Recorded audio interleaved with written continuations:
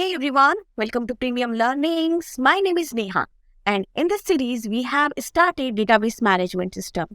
और ये database management system का हमारा फर्स्ट लेक्चर है जिसमें हम आज पढ़ने वाले हैं introduction of database management system. Subscribe Premium Learning's YouTube channel and click the bell icon to receive updates about videos for your career growth. तो इंट्रोडक्शन हम डेटाबेस का पढ़ेंगे, उसके पहले हम समझते हैं कि डेटा क्या होता है. तो व्हाट इज डेटा? तो data can be any fact figure that can be recorded in computer system and have some special meaning assign to it.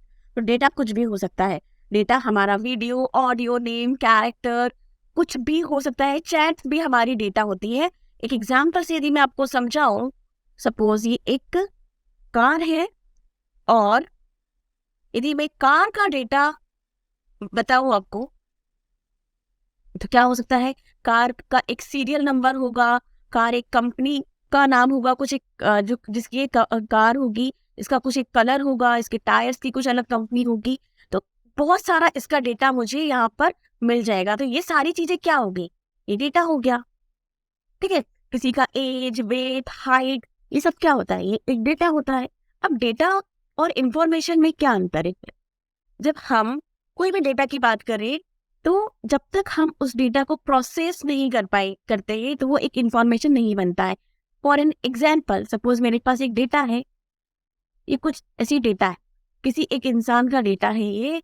तो ये सिंगल क्या हो गया? ये एक डेटा है. अब मैं इस डेटा को सपोज प्रोसेस करूंगी तो मुझे पता चलेगा ये एक डेटा है एक जॉन नाम के लड़के का, जिसका जेंडर मेल है और उसकी एज कितनी है? 32 है. तो now this data becomes information. Okay, now समझते हैं कि डेटाबेस क्या होता है. आपको यदि मैं डेटाबेस का एग्जाम्पल देने से पहले या समझाने से पहले एक कॉन्सेप्ट बताऊं, एक एग्जाम्पल ये बताऊं कि आपने कभी टेलीफोन डायरेक्टरी यूज की है क्या, या एड्रेस बुक यूज की है क्या बचपन में या कभी अभी भी, जिसमें क्या होता है कि बहुत सारे नंबर्स लिखे होते हैं जिनको हम बोलते हैं मोबाइल नंबर या फिर टेलीफोन नंबर्स, और उसके सामने लिखा होता है नाम जिसका वो नंबर है और एड्रेस. ठीक है. तो पहले ये यूज होती थी बहुत ज्यादा जब हमारे पास मोबाइल्स नहीं चलते थे. हमें टेलीफोन में मैनुअली हमें क्या करना पड़ता था, मैनुअली हमें जब फोन लगाना पड़ता था तब हम ये सारी चीजों को यूज करते थे. ठीक है. तो अब क्या होता है कि हमारे पास मोबाइल फोन होता है और हमारी मोबाइल की मेमोरी में डेटा ऑलरेडी इंसर्टेड रहता है. तो इस टाइम पे क्या होता था, चीज को हम बोल सकते हैं कि ये एक बहुत अच्छा डेटाबेस है क्योंकि इसमें जो डेटा है वो देखो सेव है. और डेटा कैसा है? इंटर रिलेटेड डेटा है, मतलब जिसका नंबर है उसी का नाम है और उसी का एड्रेस है. तो इसको बोलते हैं हम डेटाबेस. ओके. तो हर एक कंपनी का अपना एक सेपरेट डेटाबेस होता है. यदि मैं आपको इसकी डेफिनेशन बताऊं तो a database is a collection of related data items store at one place. मतलब डेटाबेस कलेक्शन ऑफ डेटा नहीं होता है. डेटाबेस क्या होता है? Collection of interrelated data, मतलब जो डेटा एक दूसरे से कनेक्टेड है. तो ये हम उसको बोलेंगे कि ये हमारा क्या है? डेटाबेस है. Are getting my point? यदि मैं IRCTC की बात करूं तो आपने कभी भी इसकी वेबसाइट खोली हो, यदि आपका लॉगिन है तो आप देखेंगे ट्रेन का नंबर लिखा रहता है. ठीक है. फिर ट्रेन का नाम लिखा रहता है, ट्रेन कितने बजे आएगी, कब जाएगी, कौन कौन से वीक डेज पर ये ट्रेन अवेलेबल है. तो यहाँ पर जिस ट्रेन का नंबर लिखा रहेगा उसी का नाम लिखा रहेगा और उसी के बारे में डिटेल लिखी रहेगी. तो इसको हम बोलते हैं इंटर रिलेटेड डेटा. तो डेटाबेस क्या होता है? Collection of interrelated data. आपने कभी सोचा है क्या, आप जब भी फेसबुक पे यदि लॉग इन करते हैं तो आपने फेसबुक पे लॉग इन करने से पहले क्या करा होगा? एक फेसबुक पर आईडी जनरेट की होगी, करेक्ट? और उस आईडी को जनरेट करने के बाद यदि आप फिर से अपना रजिस्ट्रेशन करते हो तो क्या बताता है कि एरर देता है कि this user is already existed. मतलब आप फिर से नहीं लॉग इन कर सकते क्योंकि उसके डेटाबेस में आपकी इंफॉर्मेशन ऑलरेडी है. मतलब यहाँ पर यूनिकनेस रहती है, डेटाबेस में सिक्योरिटी रहती है, यूनिकनेस रहती है. ठीक है. यदि आप अमेजन की बात करें तो अमेजन का अपना खुद का डेटाबेस है. मतलब यदि आप एक यूजर हैं XYZ उसने क्या क्या शॉपिंग किया, तो सारी चीजें वहां पर डिटेल मिल जाती है। क्यों? क्योंकि उसका अपना डेटाबेस है, उसके डेटाबेस में इस यूजर से रिलेटेड सारा डेटा वहां पर सेव है। तो इसको क्या बोलते हैं हम? Inter related data. तो डेटाबेस क्या होता है? Data is a collection of interrelated data और आर रिलेटेड डेटा। ओके, तो डेटाबेस में जो डेटा होता है अलग अलग फॉर्मेट में हो सकता है, structured, semi structure and unstructured format में भी हो सकता है। पर यदि हम बात करें डेटाबेस की, तो 99% हम डेटाबेस में स्ट्रक्चर डेटा की बात करते हैं। और वो भी कैसा डेटा स्ट्रक्चर? एक टेबल के फॉर्मेट में डेटा स्ट्रक्चर्ड रहता है, जिसमें एट्रीब्यूट्स यहाँ सेव होते हैं, ठीक है, और बाकी एक पूरी रो को हम बोलते हैं टपल। तो डेटा टपल, डेटा जो होता है वो रोज एंड कॉलम्स के फॉर्मेट में सेव होता है, ठीक है, इसको बोलते हैं हम स्ट्रक्चर। इसका क्या मतलब है कि सेमी स्ट्रक्चर और अनस्ट्रक्चर डेटा पे काम नहीं होता है क्या? ऑफ कोर्स इन पर भी काम होता है, काफी ज्यादा काम होता है। यदि आपने सुना होगा बिग डेटा के बारे में, और बहुत सारे जो टूल्स हैं, जैसे हडूप हो गया या फिर स्पार्क हो गया, और जैसे कि हमारा मोंगोडीबी हो गया, तो ये सारे जो डेटा, ये जो सारी चीजें हैं, ये अनस्ट्रक्चर डेटा पर ही काम करती है। और इवन 90 से भी ज्यादा % जो काम होता है वो अनस्ट्रक्चर डेटा पर ही काम होता है, जैसे मशीन लर्निंग हो गया, आर्टिफिशियल इंटेलिजेंस हो गया, वहां पर यदि हम हमारे डेटाबेस सिस्टम की बात करेंगे, तो हम हमेशा स्ट्रक्चर्ड डेटा की ही बात करेंगे, या हम स्ट्रक्चर डेटा पर ही काम करते हैं, ठीक है ना। अब हम समझते हैं कि डेटाबेस मैनेजमेंट सिस्टम क्या होता है। आपने समझ लिया डेटा क्या होता है। इंडिविजुअल जो इंफॉर्मेशन है वो डेटा है। कलेक्शन यदि हम कर लेते हैं रिलेशन के साथ, जब वो इंफॉर्मेशन बन जाता है तो हम उसको डेटाबेस में सेव करते हैं ना। डेटाबेस मैनेजमेंट सिस्टम क्या है?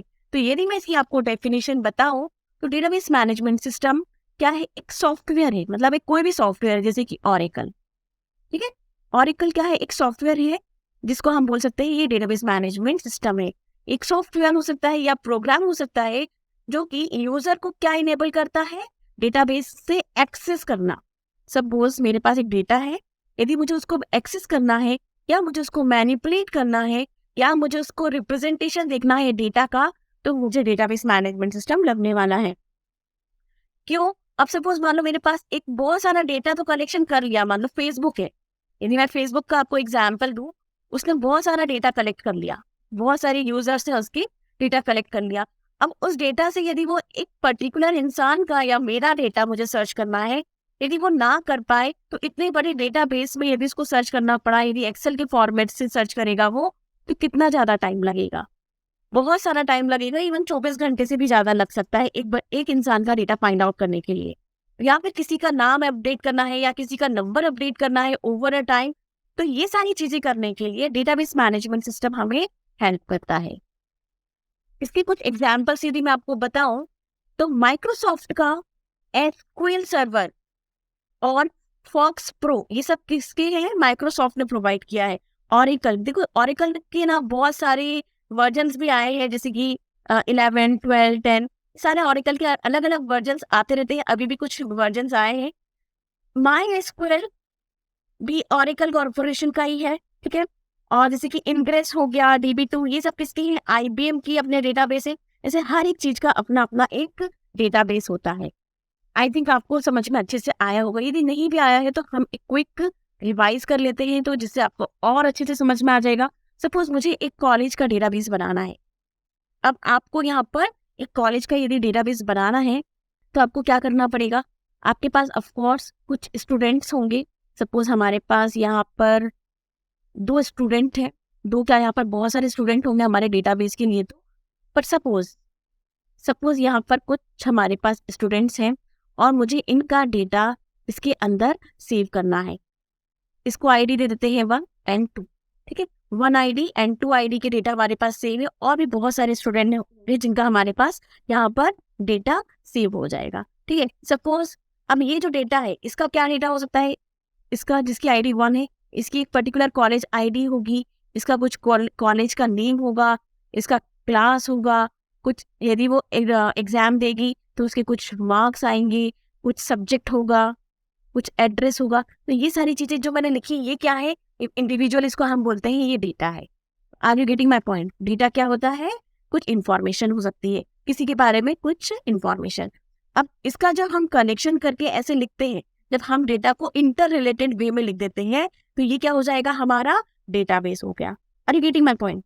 यदि मैं इसको इंटर रिलेटेड करके लिखूंगी, मतलब ये जो 1 ID की लड़की है, इसका नाम यदि कुछ है और उसकी जो क्लास, सब्जेक्ट, मार्क्स, एड्रेस लिख दिया, तो ये इंटर रिलेटेड डेटा हो गया and that is database. Now database management system क्या होता है? सपोज ओवर अ टाइम इस पता चला कि ये जो जिसकी ID 1 है, इसके जो ना क्लास अपडेट हो गई है, ठीक है, अभी 7th स्टैंडर्ड में थी, अब ओवर अ टाइम पता चला कि ये क्या हो गई है, 8th स्टैंडर्ड में हो गई है, ठीक है। तो हमने इसको क्या कर दिया, अपडेट कर दिया। अब पता चला कि ये जो 2 ID का स्टूडेंट था, इसने कॉलेज को छोड़ दिया है, तो इसको हम डिलीट कर सकते हैं। तो मतलब डेटाबेस मैनेजमेंट सिस्टम हमें प्रोवाइड कराता है ऐसी फैसिलिटीज जिसमें हम डेटा को अपडेट कर सकते हैं, सिलेक्ट कर सकते हैं, डिलीट कर सकते हैं, इंसर्ट कर सकते हैं। किसी ने डायरेक्ट एडमिशन ले लिया तो किसी का हमें फिर से रो ऐड करना पड़ेगा, तो हम डेटा को इंसर्ट भी कर सकते हैं। और मान लो यहाँ पर कॉलेज का डेटाबेस है, तो बहुत सारे अलग अलग टेबल्स हो सकते हैं, बहुत अलग अलग डेटाबेस हो सकता है। जैसे ये तो स्टूडेंट का डेटाबेस हो गया, ठीक है, ऐसे टीचर्स का डेटाबेस हो सकता है और नॉन टीचिंग का डेटाबेस हो सकता है। तो इनको आपस में ये कैसे कनेक्टेड है? सपोज ये अलग अलग टेबल्स जो है टीचिंग, नॉन टीचिंग, स्टूडेंट का, आपस में ये कैसे कनेक्टेड है, इसको भी यदि हमें देखना है तो हम डेटाबेस मैनेजमेंट सिस्टम का यूज कर सकते हैं, मतलब हम विजुअलाइज भी कर सकते हैं डेटा को। तो आई थिंक आपको समझ में आया होगा डेटाबेस का कॉन्सेप्ट, कि डेटाबेस सिस्टम क्या होता है, डेटाबेस मैनेजमेंट सिस्टम क्या होता है। तो कुछ इसके हम एप्लीकेशंस देख लेते हैं। तो हम ये banking, airline, university, telecom, finance, sales, manufacturing, HR management, हर जगह हम डेटाबेस मैनेजमेंट को ही यूज करते हैं। मतलब बहुत वास्ट एप्लीकेशन है, हर एक चीज को एक डेटाबेस तो लगता ही है। सपोज यदि मैं बात करूं बैंक की, सपोज ये मेरा RBI है, ठीक है, ये RBI है, इंडिया का फ्लैग, ठीक है, ये RBI है। सपोज इसमें क्या होगा, इसका जो डेटाबेस होगा उसके पास क्या होगा, इसका जो डेटाबेस होगा इस तरीके से स्ट्रक्चर्ड होगा कि अलग अलग बैंक्स, क्योंकि सारे जो बैंक्स है, SBI, PNB, सारे जो बैंक्स हैं इससे कनेक्टेड है, तो इनका डेटा होगा इसके पास। और इनके पास क्या होगा, इनके यूजर्स का डेटाबेस होगा। डेटाबेस होगा मतलब इन यूजर्स की इंफॉर्मेशन होगी। यदि यूजर्स की इंफॉर्मेशन की बात करें तो क्या होगा, यूजर का ID क्या है, अकाउंट नंबर क्या है, यूजर का एड्रेस क्या है, पैन कार्ड क्या है, आधार कार्ड क्या है, तो ये बहुत सारी चीजें, सब कुछ इसमें सेव रहता है। और डेटाबेस मैनेजमेंट सिस्टम की हेल्प से, मतलब उनके टूल से या प्रोग्राम से या सॉफ्टवेयर से क्या कर सकते हैं, हम डेटा अपडेट कर सकते हैं, इंसर्ट कर सकते हैं, डिलीट कर सकते हैं। तो आई थिंक आपको ये कॉन्सेप्ट अच्छे से समझ में आया होगा। And if you really like my video, please do like, comment and subscribe. Thank you for watching premium learnings.